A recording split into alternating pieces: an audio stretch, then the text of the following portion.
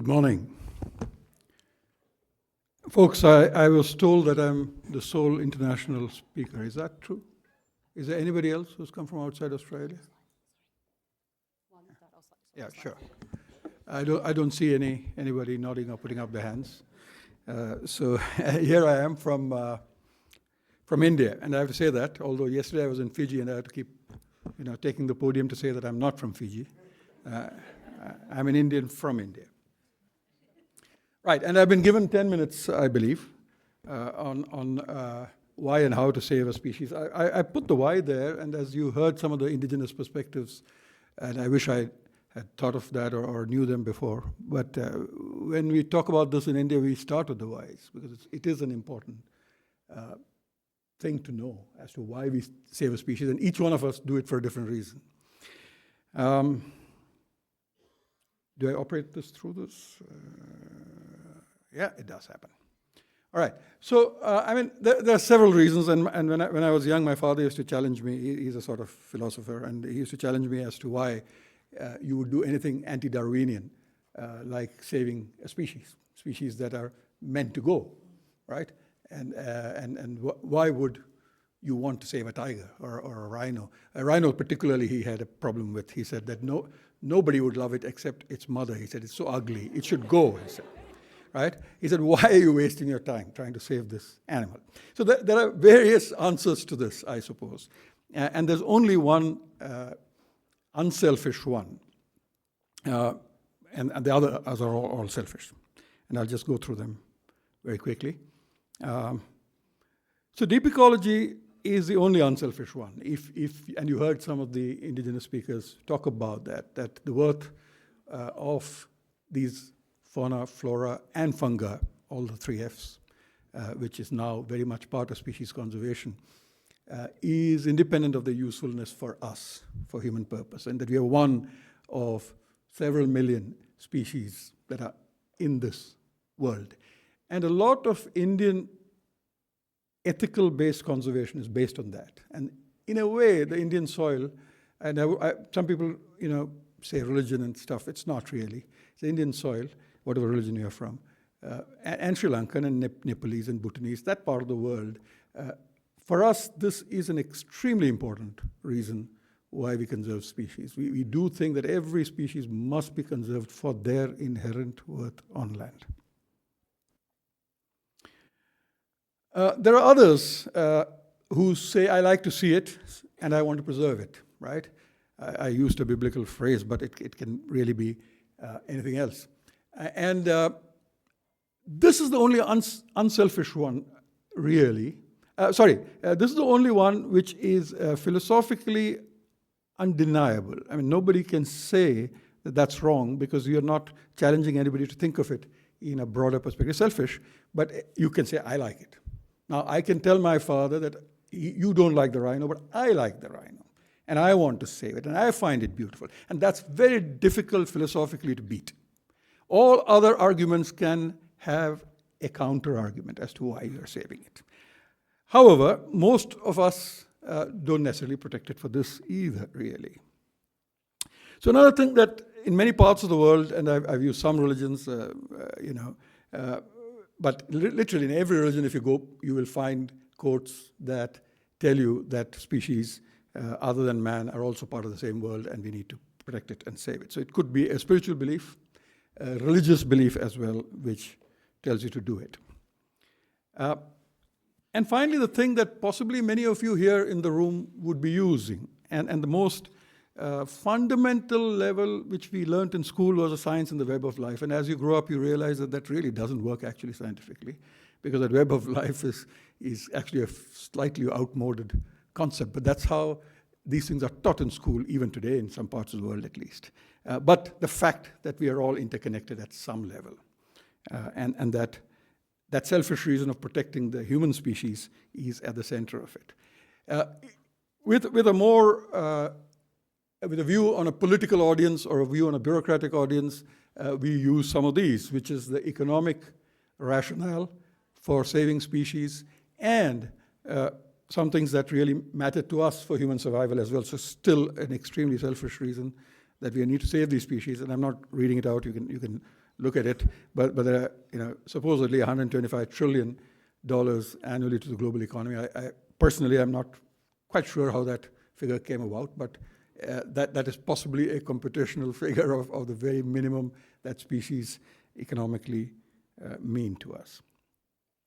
Also, the role of these species in actually protecting much wider tracts of land. I mean, this particular photo and this example is from a real example in India where we used the elephant as Ganesha, God, etc., coming back to a land to triple a size of a World Heritage Site. So we did it not just for the elephant, which really didn't need it that much, those movements. But we moved the translocations largely to get local people to realize that Manas National Park, that they protected 500 square kilometers, was not enough, and we needed to get it to 1,500 square kilometers. We've got the 1,500 square kilometers, and with Bhutan now made it 2,500 square kilometers, all using the cultural iconage of an elephant. Sometimes species can help protect the landscape as well. Much easier to convince people than tell them the science of landscape ecology. The other thing that drives many of us, including the SSC, in a way that we have to save it, is the absolute encyclopedia of ignorance we have to guide us. Today we think that about 1.2 million species exist, but there could be many, many more, right? And when we talk to again, heads of states or politicians, they don't really understand the value of biodiversity to begin with. Even at the climate COP, I remember, not the last one, but the one before, where a group of us worked to introduce the word biodiversity into the climate language at several places. Even that was not there. But then to say that biodiversity means that cassowary or emu in your lands, that doesn't really click. Yeah, it doesn't click to individual species. Species conservation is considered a lower construct where junior officers deal with it, right? And as you go up the ladder, you think of broader things. But the fact that all those broader things are actually a collection of species doesn't really hit people till they're told. And many of these we don't know. And we know, and some of you would have seen these slides quite a number of times, that some of these species are really going down at a cataclysmic rate. And it's not mammals and birds that I personally am familiar with more than others, but it's things like amphibians and cycads. And look at corals. I don't know how many of you work on corals in this room, but there's plenty of things that are happening that we need to do something about and not just talk. So that's another critical reason to save species, is that there is a need to save species, right? And we know that conservation works. So, people who have been doing green status would be familiar with this thing, but I'll actually show you another slide which is better for it, showing an actual example, in this case for ungulates, to show that the counterfactual red list index would show that instead of 21 species being affected or in the threatened categories, it would have gone up 8 times had you not done any conservation work. It's a seminal paper explained simply in one lucid graph that I'm trying to show you, that what all of you do matters. In India, the first word we exported to the world was karma, I think. Yeah, karma cola in the 70s or 60s. So karma is doing what you can do in anything in life. And in species conservation, that's very important, because some of these things you can't really measure and see in a daily life, but you have to do something. All right, another one is one organization, Durrell, looking at the effect of their work. And you can see that conservation does work. So this is another reason to save species, is that we can do something about it. Yeah, so they're threatened and we can do something about it, so we must do something about it. So how is a big question? I'm just going to give you some principles, really. Like Kira said, we have to work at all levels, local, regional, and international. And I'm sure you're going to hear some things more relevant to you from the next speakers who are going to talk about your region and the country, Australia. What we need to do is to narrow that encyclopedia of ignorance. So at a global level, the red list is really, and the green status are really great tools for you to feed into. Because many people think of the red list as only as a list of threatened species or things that are going towards extinction. No, it's really a list of all life. It's moving towards getting the whole barometer of life in that, right? So those that are not threatened are also there. Those that are threatened are also there. So it's important that we get all your perspectives and your data into that. Work outside your church. Yeah, we really, I'm sure everybody who's doing species is sitting here, which is good. It's a camaraderie feeling, but really, how many of you speak to people who have nothing to do with it? So although I'm talking about a missionary zeal, I actually mean it. I mean, I have been approached in airports by people trying to convert me to Christianity, right? But none of us approach another person in an airport, I don't think, and try to convert them to our religion, which is saving nature, which is saving species. We are shy. We keep to ourselves. We keep our data and our views to ourselves. And we really need to put out a hand and say, hey, this is what I do. And I would like you to join me in saving species. And I think that's a very important thing that you can do. Because then, internationally as well, you will find people in other disciplines who might come forward and give you different ideas.